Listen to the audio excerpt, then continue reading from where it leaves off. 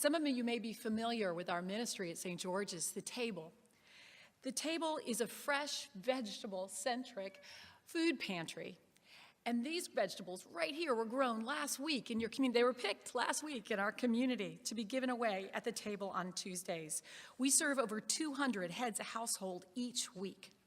The table is open to everyone, no qualifying, and you can come every week as long as you have the need in your life. But the table is so much more than that. Each week, as we welcome our shoppers into our doors, we say, you know what? The food is really a great reason just to get together, because it's about community. The table is about healing hearts and bodies by showing up to each other. The table is a place where anyone can fit in, anyone can contribute, and everyone, no matter who you are, has something to offer.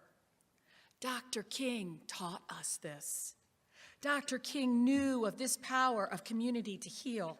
He taught us over and over that what harms one of us harms all of us. What enslaves one of us enslaves all of us.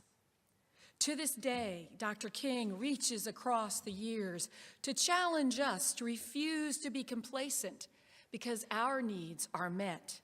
My needs are met. Dr. King's entire life calls us to remember that there are mountains we need to turn away from. Mountains of racism, mountains of materialism. Dr. King said God has left enough space in this universe for all of his children to have the basic necessities of life. As Dr. King supported the striking sanitation workers, he challenged us to ask ourselves, what kind of world do you want to live in? What kind of world are you willing to stand up for? This question has new and compelling need in our world today. In a time when the cost of living in our city today is beyond the means of most hourly workers, when food stamps for those most needy don't cover essential items, in an age when hunger should not even exist, we worry about school children going home on the weekends and being hungry for 2 or 3 days. And when affordable housing becomes living at the local Super 8 because it doesn't require a deposit.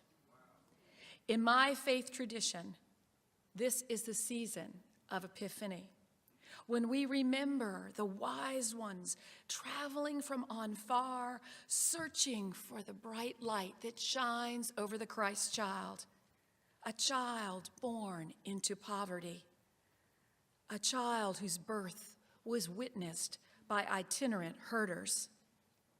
It's easy, isn't it? It's easy to see how the darkness might threaten to overwhelm us when the needs overrun the resources and when the answers seem so very elusive.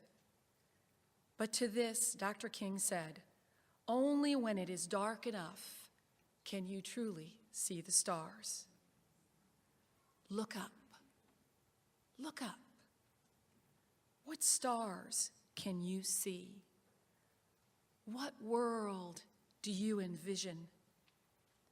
What dream might you dream that gives life to all creation?